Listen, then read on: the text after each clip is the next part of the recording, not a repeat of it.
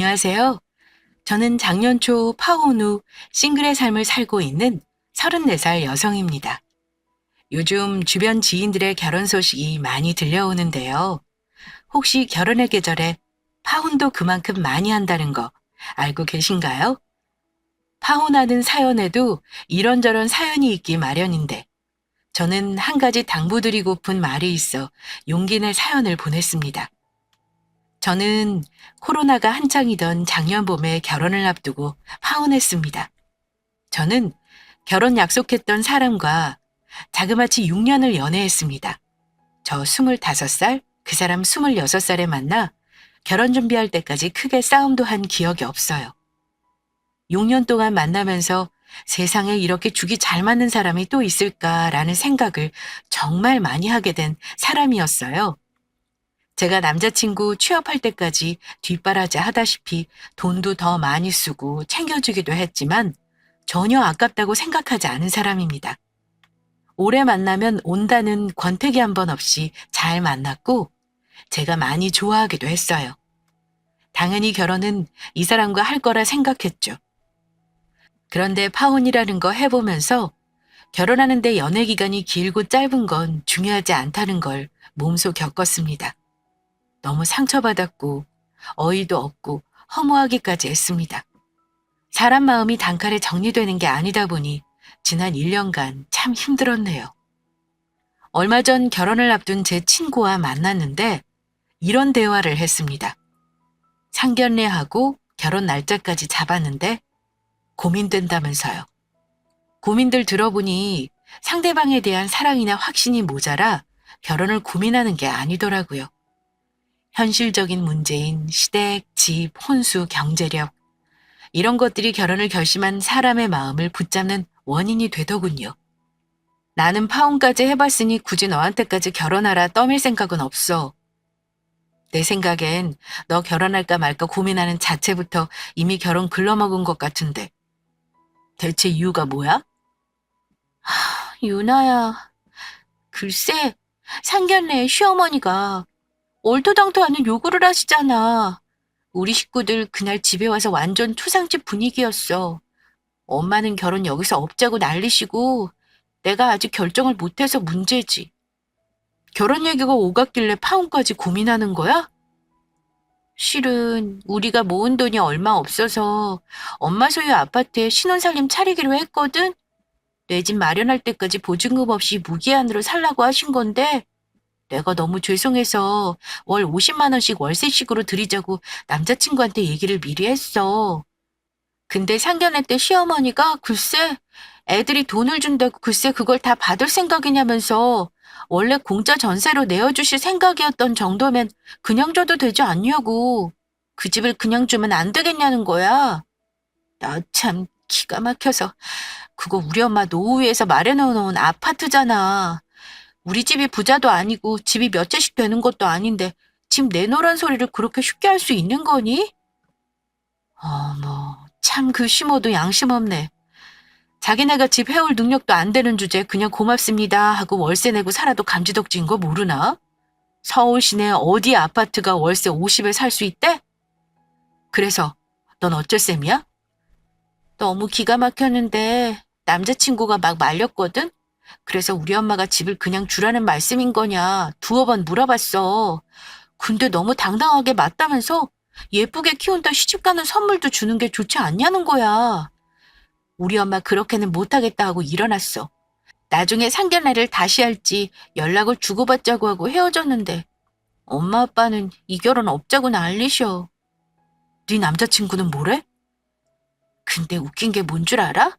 내 남자친구는 글쎄 자기가 더 불쾌하대. 딸인데 월세 받는 게 더 이상한 거 아니냐고 따지더라.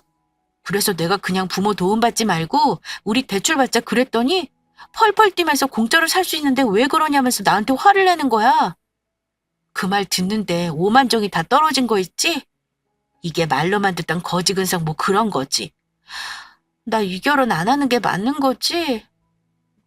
친구야, 이미 정답은 나와 있잖아. 너 불구덩이 속으로 네 발로 들어갈래?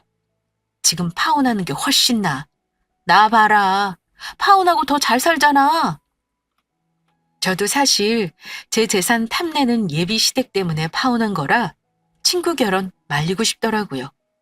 제 친구는 결국 결혼하기로 한 사람과 결혼을 접었습니다. 제 친구의 이야기긴 하지만 비슷한 문제로 다투다 결혼하지 못하고 헤어지는 커플이 생각보다 참 많아요. 몇십 분도 안 돼서 끝나는 결혼식장에 들어가는 과정이 참 멀고도 험한 과정을 거쳐야 하는 거더군요. 어쨌든 제 얘기로 다시 돌아와서요. 저의 집안은 간단히 말씀드리자면요. 저희 아빠는 군인 출신이세요. 지금은 퇴직하셨고 엄마와 작은 식당 운영하십니다. 군인 외벌이에 저와 제 동생 뒷바라지 하느라 많이 빠듯하셨을 거라 생각해요. 그래도 엄마 알뜰함 덕분에 돈 걱정 안 하고 사십니다. 노후도 다 마련해 놓으셨고요. 제 소개를 간단히 하자면 저는 대학 졸업하고 나서 회사 다녀본 경험이 없습니다. 운 좋게 처음 시작한 사업이 성공해서 지금 서울에 7억짜리 작은 아파트 하나랑 경기 남부 쪽에 아파트 2채 소유하고 있어요. 부동산 자산만 15억 정도 됩니다. 제 배경을 꼭 말씀드려야 파혼 이유도 설명할 수 있을 것 같아 제 사연 들어주시는 분들께 감히 솔직하게 말씀드려 봅니다. 서울 아파트는 제가 10년 동안 모은 돈으로 대출 없이 마련한 100%제 자산입니다. 나머지 경기도 아파트는 대출이 30% 껴있어요. 차도 8천짜리 외제차 대출 없이 사서 끌고 다닙니다. 대신 사업을 하다 보니 현금이 늘 회전시키는 탓에 당장 굴릴 수 있는 여유 자금은 5천 정도입니다. 부모님 도움 안 받고 거기서 결혼 자금을 다 해결할 생각이었어요. 저는 이 정도면 결혼할 때 숙이고 들어갈 필요 없는 스펙이라 생각했습니다. 남자친구는 그냥 회사원이에요. 대기업은 아니지만 그래도 복지 좋고 퇴직 보장되는 회사입니다. 연봉은 6천 정도 된다고 들었어요. 차는 구형 국산차고 아직 가족과 살고 있습니다. 모은 돈은 제가 듣기론 4천 정도였고요.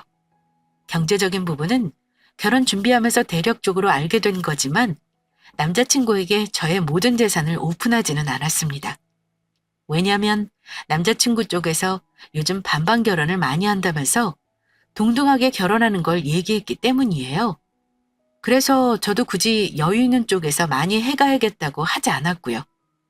결혼 준비하면서 비슷하게 맞춰갈 생각이었습니다. 재산이야 어차피 결혼하면 다 알게 될 거고 또 제가 결혼 전 모은 재산을 결혼한 후 남편과 나눌 생각은 전혀 없었기도 했고요. 남자친구는 제 정확한 재산에 대해서는 몰라요. 처음 만나기 시작할 때 서울 아파트 장만하려고 돈 모으느라 데이트 비용 아끼자 했던 건 압니다. 제가 그 아파트 장만할 때 10년간 모은 돈으로 집 산다고 누누이 말했던 터라 아마 그 아파트만 있는 줄 알았을 겁니다. 제가 늘 똑똑한 체하며 그 아파트를 뿌듯해했었거든요. 서울 변두리고 평수가 작긴 해도 어쨌든 샀을 때보다 많이 오른 것도 남자친구가 알고 있고요. 반면 남자친구는 집안이 그렇게 여유롭진 않았어요. 직장 생활한 것도 갓 5년이 넘었을 때이니 집은 당연히 없었고 현금 4천 정도 공상맞게 데이트 비용 아껴가며 겨우 모은 겁니다. 여유 있었던 저와는 달리 남자친구는 늘 돈돈거리는 때가 많았어요. 그러다가 알게 된 게 남자친구가 부모님 대출 갚는 것도 보태고 있고 용돈까지 매월 50만 원씩 보내고 있었던 걸 알게 되었습니다. 부모님 병원비, 건강검진 비용, 명절 용돈, 생신 용돈. 남자친구 아버지가 남자친구 차를 사용하고 있어서 차 세금이랑 보험금, 심지어 각종 과태료 등등 자질구레한 것까지 본인이 다 내고 있었습니다. 그러면서 자기 월급으로 힘들었는지 가끔 저한테 신세 한탄한 적도 있었어요. 여자들은 시집가면 끝인가 봐. 우리 누나들 말이야. 진짜 너무한 거 아니야? 아들만 자식이냐고. 아니 결혼해서 살림 빠듯하다고 부모님 용돈도 잘 안 보내주고 나한테 다 맡겨버리니까 나도 너무 힘들어. 내가 결혼해서 이 월급으로 살려면 정말 까마득하다. 투잡이라도 뛰어야 할 판이야. 누나들이 단돈 10만 원도 안 보낸단 말이야? 그럼 지금 모든 생활비를 자기가 다 부담해? 월급이래봤자 월 300이 고작인데 결혼하고 그걸로 생활이 안 될 것 같은데? 그래도 네가 나보다 많이 버니까 정말 다행이다. 안 그랬으면 우리 결혼할 생각은 못 하는 거지 뭐. 서울에 너 집도 있잖아. 그거 많이 올랐던데 그걸 팔면 여유자금도 몇 억 생기겠다. 그렇지. 그전까지는 아무 생각 없다가 결혼 준비하면서부터는 돈 없다는 뉘앙스의 말을 들으면 마음이 걸리더라고요. 아예 자기 버는 돈은 부모님 생활비로 저당 잡히는 게 당연한 듯 하라는 것 같아 기분이 영 좋지 않았고요. 그런 말 들으니까 예비 시부모가 과연 노후는 준비해 놓았을까 걱정이 되는 거예요. 오빠, 물어볼 게 있는데 기분 나빠하지 말고 대답해줘. 우리 부모님은 노후 준비 완벽하게 되어 있어서 나중에 자식들한테 손 일절 안 벌릴 거라 그러셨어. 혹시 자기 부모님은 노후 준비는 잘 되어 있으신 거야? 보험 같은 건 어떻게 들어놓으신 건지 알고 있어? 하고 직설적으로 물어봤습니다. 그랬더니 나야 모르지. 부모님 노후를 내가 알아야 해? 보험은 내가 내드리고 있어. 실비랑 안보험은 있지. 이러는 겁니다. 그래서 제가 놀라서 아니 왜 몰라? 부모님 재산이나 빚은 몰라도 대충 분위기 보면 알잖아. 부모님이 노후 대책에 대해서 자식들한테 아예 말을 안 하셨다고? 했더니 갑자기 정색하면서 부모님 노후 준비를 내가 어떻게 알아? 그리고 내가 부모님 돈 많은지 적은지 주머니 사정을 속속들이 안다고 달라지는 게 있어? 너는 왜 그렇게 속물 같은 소리를 하냐? 우리 부모님 노후 준비 안 돼서 너한테 기댈까 봐 물어보는 거야? 내가 속물이 아니라 당연히 결혼할 상대방 부모님 노후라던가 생활비라던가 궁금할 수 있는 거 아니야? 결혼하면 내가 같이 부담해야 할 수도 있는 거잖아. 한마디로 지금 상황이면 오빠 앞으로 딸내 식구가 2명이란 얘기고 결혼하면 내가 같이 부양해야 하는 건데 왜 내 질문을 오빠나 부모님 재산이랑 노후에만 초점을 맞춰서 기분 나쁘다고 해? 내가 물어본 의도는 그런 게 아니잖아. 저는 솔직히 남자친구의 반응이 이해가 안 되는 겁니다. 아무리 결혼을 둘이서 하는 거라지만 자식한테 나중에 손 벌리지 않을 만큼의 경제력도 중요하다고 생각하거든요. 결혼하기 전에 상대방 부모님 경제력 궁금한 건 당연한 거 아닌가요? 저는 제가 속물 같은 사람이라고 생각하지 않습니다. 그런데 남자친구는 부모 생활과 노후는 어느 정도 자식이 감당해야 하는 의무라고 생각하고 있다는 걸 그때야 알았습니다. 그때부터 결혼 준비를 하면서 여러 가지 현실적인 문제들로 다투는 일이 가끔 생기기 시작하더라고요. 그러다가 양가에 인사하고 나서부터는 갈등이 더 깊어졌습니다. 솔직히 객관적인 상황만 놓고 보면 제가 더 좋은 조건인 건 확실합니다. 이건 제 사연 듣고 계신 구독자분들도 동의하실 거라 생각해요. 저는 재산도 있고 친정 가족 때문에 골치 아플 거리도 없었으니까요. 그래서 남자친구 집에서는 감히 저를 싫어할 거라고 전혀 생각 못했습니다. 그런데 남자친구 집안에 인사하러 갔을 때 알았어요. 그 집에서는 저를 전혀 다른 의미로 부족하게 생각한다는 걸요. 아마 제가 아파트 가지고 있는 거랑 사업을 해서 월 수입이 꽤 된다는 걸 남자친구 부모님은 알고 계셨을 겁니다. 남자친구가 저 인사하러 가기 전에 자랑하듯 말했을 거라 생각해요. 예비 시부모 처음 만나서 식사하면서 이런저런 얘기를 나누다가 신혼집 문제를 먼저 꺼내신 건 남자친구 어머니였습니다. 이름이 요나라고 했지? 우리 현성이랑 오래 만나고 내가 알고 있어. 사업한다고 들었는데 웬만한 월급쟁이보다 나은가 봐? 서울에 아파트도 미리 장만해놨다고 들었는데 맞니? 그럼 결혼하면 신혼살림은 네 아파트에 차릴 생각이야? 하고 물으시는데 제 생각을 말씀드렸습니다. 사실 그 아파트가 좀 작고 오래돼서 신혼살림을 거기다 넣을 수 없을 것 같았거든요. 신혼인데 그래도 가정 같은 건 좋은 거 장만하고 싶은 게 여자 마음이잖아요. 네, 있긴 한데 좀 작아요. 19평이고 지금은 제가 혼자 사는데도 집이 좀 꽉 차거든요. 그래서 결혼하면 제 아파트는 새 놓으려고요. 저희 친정 부모님 살고 계신 별내 쪽에 평수 높은 신축 아파트에서 살 생각이에요. 하고 대답했습니다. 그런데 그 대답을 들은 예비시모 얼굴이 좀 차갑게 굳어지더라고요. 그럼 신혼집은 결국 우리 아들도 돈을 보태야 하는 거구나? 네가 집이 있어서 무주택자로 청약 넣는 것도 못할 텐데 하필 아파트가 신혼살림도 안 들어갈 정도로 작은 걸 산 거니? 그럼 현금은 한 어느 정도 결혼자금으로 쓸 생각이야? 5천 정도 생각하고 있어요, 어머니. 뭐, 5천? 택도 없이 부족한 금액이구나. 신혼집 넓은 평수로 가려면 그래도 몇 억은 필요할 텐데 현금이 5천뿐이면 그걸로 대체 뭘 할 수 있겠어? 하시며 제 앞에서 계속 한숨을 쉬시는 겁니다. 옆에 있던 남자친구가 자기 엄마 한숨 쉬는 거 보면서 끼어들어 말하더라고요. 엄마, 유나랑 내 돈이랑 같이 합치면 영혼까지 끌어모아서 대출받을 거야. 엄마가 왜 그걸 걱정해요? 걱정 말라니. 현성아, 네 누나들을 봐라. 큰 누나 은행 다니고 둘째 누나 교사면서 알뜰하게 모아 결혼할 때 대출 하나 없이 시작했잖니? 근데 결혼한다는 애가 고작 현금이 5천밖에 없다는 게 걱정이 안 되겠어? 부자지간 대화 듣고 있는데 제가 죄인이 된 것 마냥 주눅이 들고 어쩔 줄을 모르겠는 겁니다. 그런데 듣다 보니까 점점 기분이 이상해지더라고요. 그게 제가 미안해하고 굽히면서 해야 할 결혼인가 싶어서요. 벌이는 뭐 말할 필요도 없이 제가 3배는 더 벌고 혼수며 살림이며 몇 가지 빼고는 다 제가 지금 쓰고 있는 가구나 가전으로 들어놓을 텐데 말입니다. 제 살림 전부 비싼 것들이고 독립할 때 산 거라 산지 2년도 채 안 된 것들이 대부분이었거든요.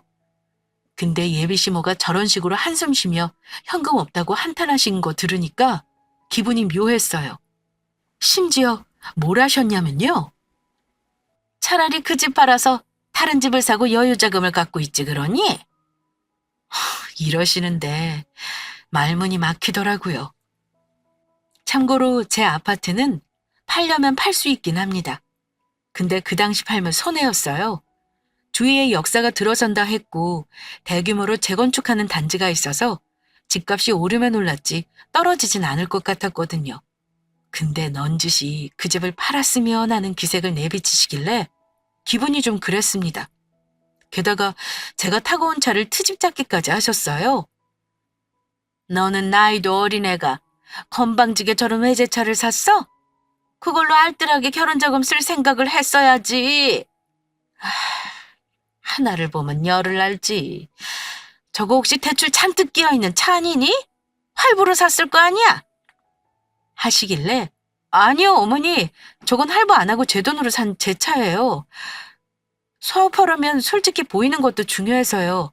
그래서 저한테는 필요한 겁니다. 그랬더니 어머니가 더 언성을 높이며 한 소리 하시더라고요. 세상에 저런 차를 현찰로 샀으면 그게 더 손해다. 그 큰 돈으로 다른 거에 투자했어야지. 아니면 현금으로 가지고 있던가. 겁 없이 저런 차를 턱턱 사니 참 답답하다. 어? 그러니 결혼 자금이 부족한 거 아니냐? 이러시니까 제가 대역죄인이 되는 분위기였습니다. 사실 자기가 결혼할 시기를 딱 예상하고 현금 마련해 놓는 사람이 몇이나 되겠어요? 과거에 저도 그냥 언제 결혼할지 모르고 사업상 필요하니까 차를 샀던 건데 하필 이 시기에 남자친구가 결혼하자고 할 줄은 몰랐죠. 그런데 자꾸 제가 결혼 자금도 모으지 못한 모자란 며느리인 듯 말씀하시니까 속이 상하기도 하고 많이 혼란스러웠습니다. 그런데 웃긴 건 그렇게 못마땅한 듯 혀를 끌끌 차면서도 자기 아들하고 결혼 안 시키겠다는 말은 안 하고 상견례와 결혼 날을 어찌 잡을지 물어보시더라고요. 부모님 의견 물어봐서 상견례를 빨리 하는 게 좋겠구나. 너희 사귄 시간만 몇 년이니? 어차피 이제 와서 서로 다른 사람 만나 결혼할 생각도 아니잖아. 아, 네. 저희 부모님 의견 여쭤보고 말씀드릴게요. 그리고 아까 내가 했던 말 한번 생각해 보렴. 집을 가만히 갖고 있는 게 능사는 아닌 듯 싶다. 너 현금 부족한 거 나는 아무래도 불안하구나. 그놈의 현금은 왜 계속 부족하다고 하시는 건지. 그 뒤로는 무슨 대화를 나눴는지 기억도 잘 안 날 정도였습니다. 집에 와서 엄마가 시어른들이 어떠냐며 물어보시는데 솔직히 대답을 못 하겠더라고요. 시어른들 어떤 것 같아? 결혼 준비하려면 상견례 전에 대충 날짜도 잡아놓고 이것저것 할 게 많을 것 같은데 너한테 따로 말씀하신 거 있으면 엄마한테 얘기 좀 해봐. 엄마는 이미 제 남자친구를 사윗감으로 생각하셨기 때문에 제게 시댁에 인사드리고 나서 혼란에 휩싸였다는 걸 모르시는 눈치였습니다. 우리 딸 인물 이쁘고 나이 딱 좋고 집까지 있는데 1등 며느리 대접 안 받을 이유가 없지? 저렇게 말씀하시니까 결혼 안 하겠다는 말이 목구멍에 걸려 나오지가 않았어요. 엄마, 상견례 날짜 먼저 의견 맞춰서 정하자고 하셨어. 다른 건 구체적으로 얘기한 거 없고 현성 오빠랑 상의할 게 좀 있어서 그거 결론 내면 말씀드릴게요. 친정 엄마에게는 대충 얼버무리고 나서 저는 고민에 빠졌습니다. 연애할 때는 보이지 않았던 예비시댁의 경제력, 준비 안 된 노후, 현금이 없다며 은근 타박하며 왠지 내 집을 탐하는 것 같은 시모의 태도 등등이 머리를 어지럽게 했습니다. 그런데 예비시댁에 다녀오면 그쪽 부모님은 저를 어찌 보셨는지 궁금하잖아요. 사실 시모가 저 현금 많이 없다고 걱정하듯 말할 때 이미 눈치는 챘지만 저를 마음에 안 들어 하시는 것 같은 느낌이 들기도 했어요. 그래서 남자친구에게 물어봤습니다. 어머니가 나 어떻다고 하셔? 어, 일찍부터 사업해서 그런가 세련다고 이쁘다고 하셔. 내가 너 능력 있는 여자라고 엄마 앞에서 칭찬 좀 했지. 그래? 근데 내 느낌에는 그날 나를 마뜩찮아 하시는 것 같았어. 내가 한참 오빠보다 모자란 것처럼 말씀하시길래 기분이 좀 그렇더라. 아들이는 엄마들이 좀 그렇잖아. 아들이 더 잘났고 아깝고 하신 거지. 너도 시간이 지나면 예뻐하실 거야. 그러니까 너도 예쁨 받을 행동 많이 하고 노력 좀 해봐. 근데 남자친구 입에서 예쁨 받을 행동이라는 말을 들으니까 순간 기분이 안 좋은 겁니다. 제가 굳이 예쁨 받을 행동을 해서 시어른에게 잘 보여야 하는 이유가 뭔지 모르겠더라고요. 아니, 예쁨 받을 짓을 어떻게 해야 하는 건데? 오빠는 우리 부모님한테 예쁨 받기 위해서 노력하는 거 있어? 말해봐. 나도 그거 똑같이 할 테니까. 이런 내가 며느리감으로 마음에 안 드시면 어쩔 수 없는 거지 뭐. 결혼 안 하면 그만인 거 아니야? 아이, 뭘 그렇게 예민해. 말이 그렇다는 거지. 보통 며느리가 시모한테 더 잘 보이려고 애쓰는 게 당연한 거 아닌가? 어머니가 너 싫어하는 거 아니니까 너무 그렇게 기분 나빠할 필요 없어.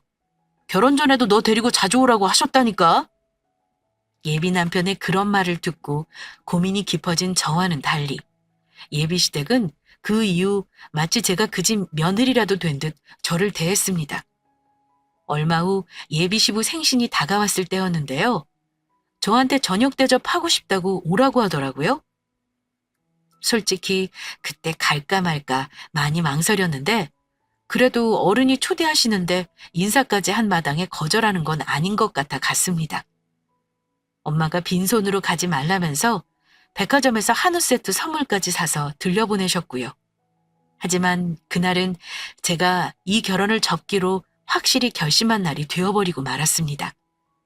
예비시댁에 가니 시모는 음식 준비 중이셨고 저는 뭐 도울 거 없느냐고 부엌에서 서성거리고 있었습니다.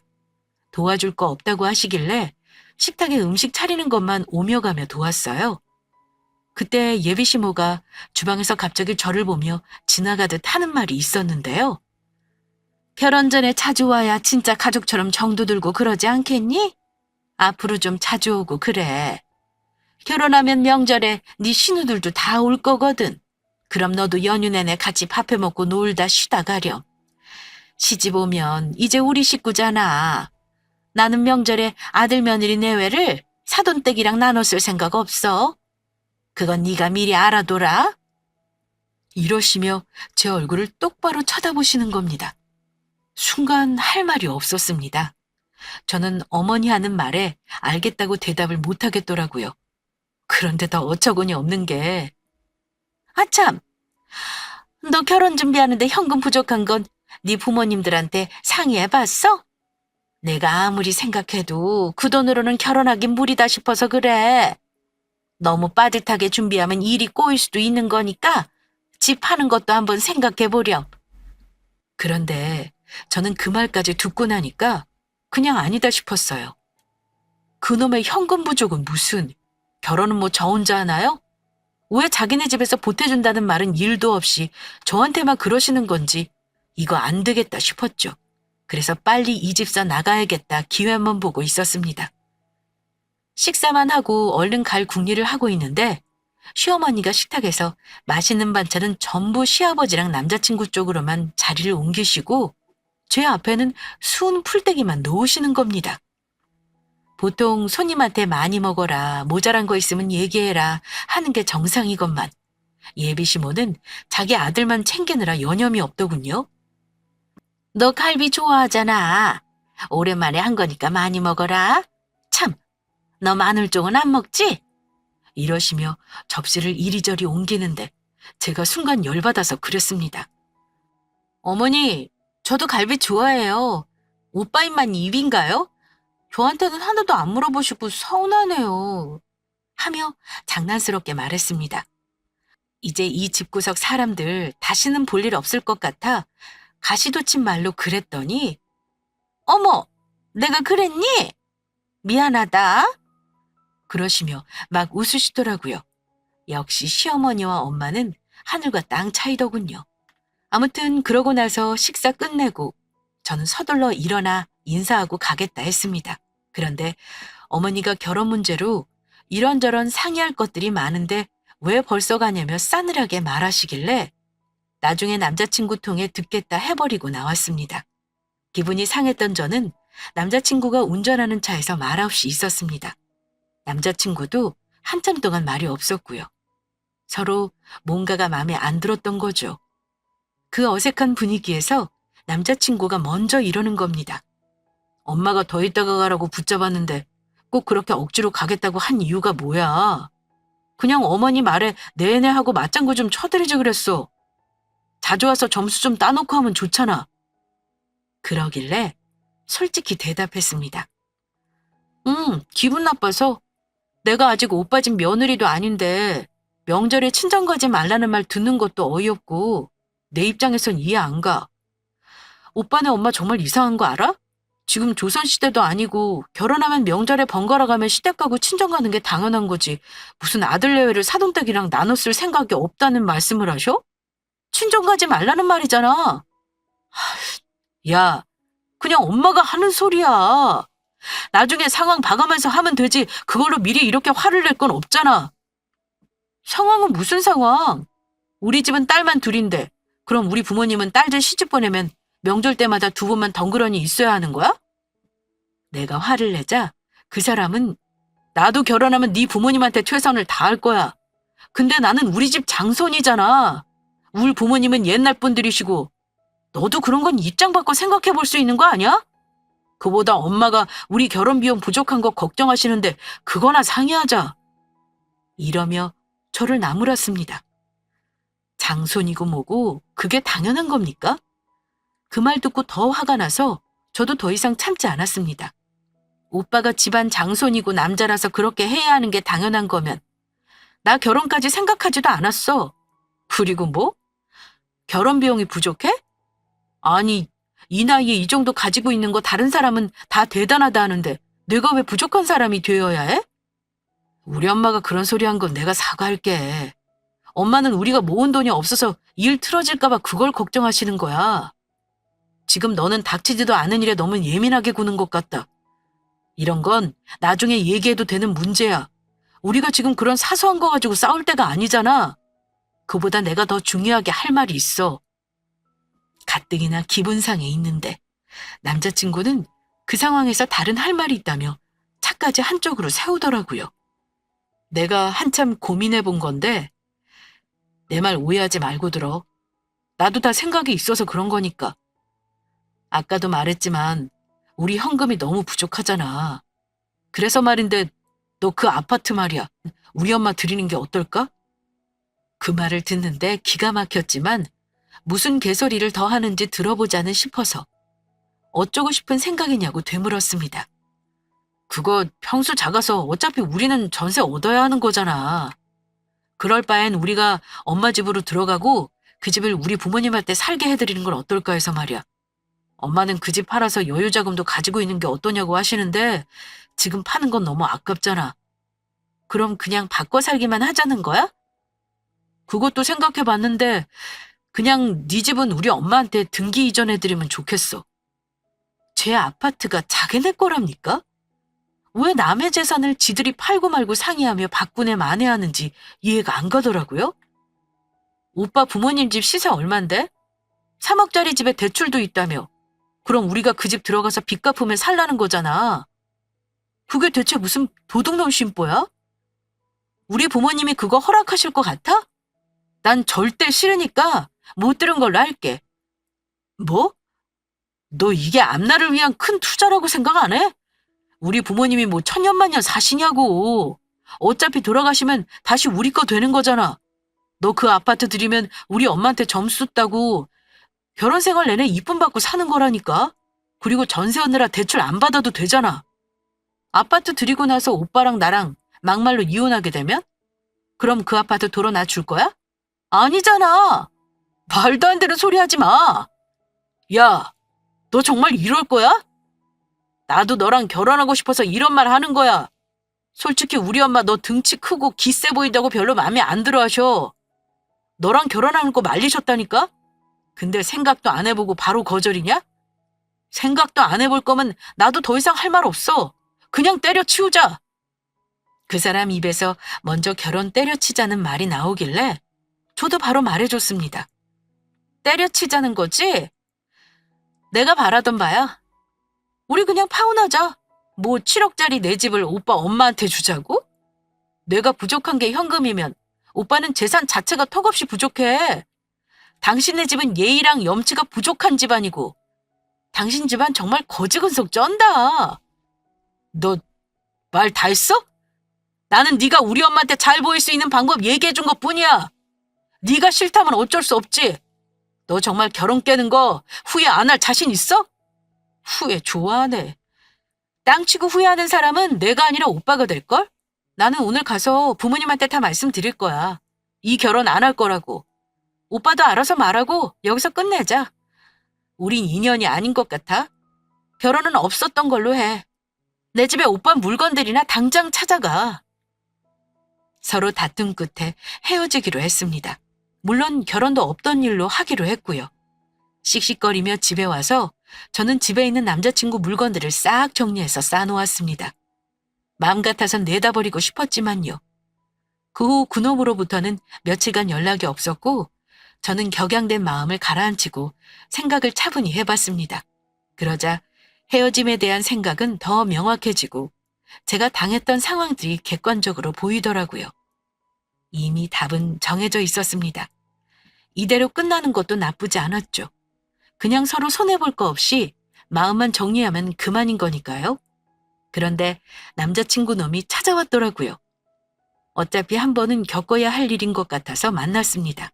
저는 남자친구 물건을 돌려주면서 헤어지자 얘기했고요. 그랬더니 그놈이 정윤아, 너는 그동안 사귄 게 다 아무것도 아닌가 봐. 아주 정리가 쉽다. 이렇게 헤어지면 누가 더 손해인 것 같아? 남자는 손해볼 거 없어. 나야 지금이라도 너보다 어리고 괜찮은 여자 만날 수 있거든? 근데 그 말 들으니까 너무 화가 나는 겁니다. 그냥 깔끔하게 헤어지면 될 것을 누가 누구 보고 손해니 뭐니 하는지 참 졸렬하다 느꼈습니다. 그런 놈한테는 나도 똑같이 대해줄 필요가 있었죠. 오빠 생각은 그렇구나. 나를 그렇게 하찮게 여기는 줄은 몰랐네. 잠깐만. 내가 마지막으로 오빠한테 보여줄 게 있는데 지금 문자로 보내줄게. 그거 보고 객관적으로 내가 오빠보다 더 좋은 사람 만날 수 있는지 아닌지 한번 판단해봐. 저는 그놈 핸드폰으로 메시지를 전송했습니다. 잠시 후 문자를 확인한 그놈 눈이 커지더니 당황한 얼굴로 이러더군요. 김준아, 너 이거 뭐야? 이거 계약서잖아. 이거 다 네 이름으로 되어 있는 거라고? 너 그 아파트만 갖고 있는 거 아니었어? 제가 그 사람에게 보낸 건 개인정보를 가리고 찍은 제 소유 아파트 매매 계약서였습니다. 그놈이 알고 있는 서울 아파트 외에 경기 남부에 가지고 있는 아파트 2채, 그리고 그 사람에게 말하지 않았던 정기 예탁금으로 묶어놓은 제 현금 자산 1억도 인증해줬습니다. 파혼하고 후회할 사람이 누구인지 잘 생각해봐. 나겠어? 오빠겠어? 오빠는 내 아파트가 그렇게 탐났어? 그 집 어머니 주자고 하면 내가 허락할 거라고 생각한 자체가 코미디다 정말. 나중에 오빠 혹시 결혼할 여자 생기면 절대 그러지 마라. 아무리 오래 사귀었다지만 내 재산은 오빠 거가 아니잖아. 무슨 권리로 줘라 마라 해? 야, 너야말로 그동안 나 속인 거네. 이렇게 돈 많으면서 없는 척하고 너야말로 나한테 그 오랜 세월 사기친 거 아니야? 내가 돈 없다 궁상 떨 때 너 속으로 겁나 비웃었겠다. 너는 나를 처음부터 안 믿었던 거네.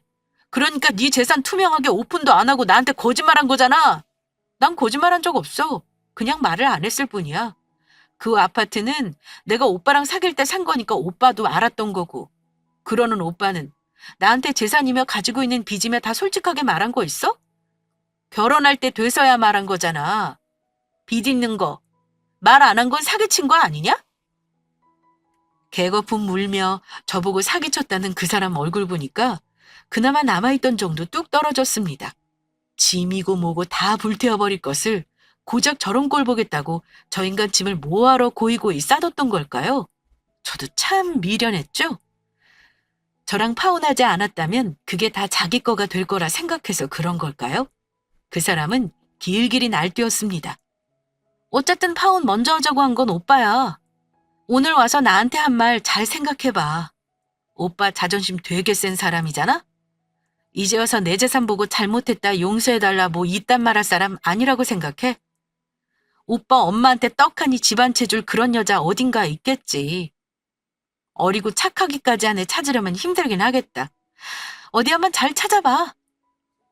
오고 가는 말이 점점 과격해지자 안 되겠다 싶어 부모님께 연락해 와달라 부탁했습니다. 부모님이 도착해 그 사람을 내보내고 나서야 싸움은 끝났네요. 그 인간은 어지간히 억울했나 봐요. 눈물까지 보이며 가는데 제 눈에는 그 눈물이 슬픔의 눈물이 아니라 막 분하고 억울한 눈물로 보였어요.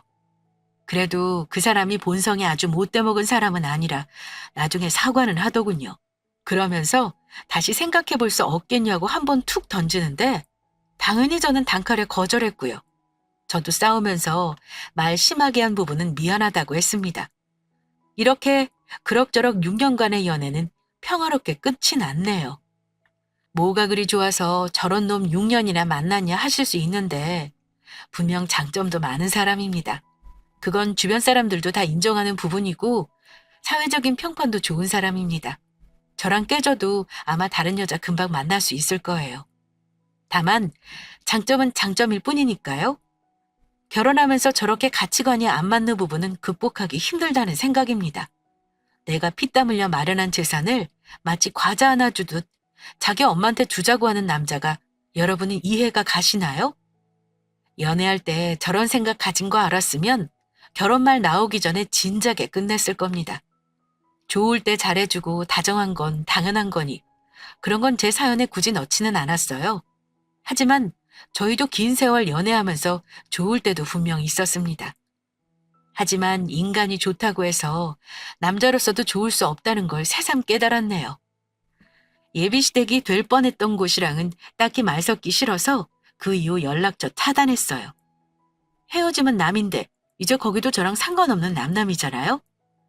어차피 그 인간도 끝난 문제는 칼같이 잘 끊는 사람이라 저한테 연락 안 오게 자기 부모한테는 알아서 잘 설명하겠죠.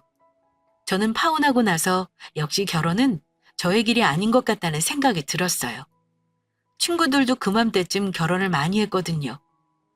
사연 처음 말씀드렸듯 그중에 한 친구 예비시댁이 저와 비슷한 거지근성 시댁이길래 친구 결혼도 뜯어 말렸던 거고요. 생각보다 저 같은 이유로 파혼하는 사람이 많은 것 같아요. 저는 그냥 결혼은 포기하고 당당하고 씩씩하게 솔로의 생활을 맞이하렵니다. 내년에는 사업이나 더 잘 꾸려가려고요. 다가오는 추운 계절, 건강관리 잘하시고 마음은 늘 따뜻하시길 바라며 제 사연은 여기서 마무리하겠습니다. 감사합니다.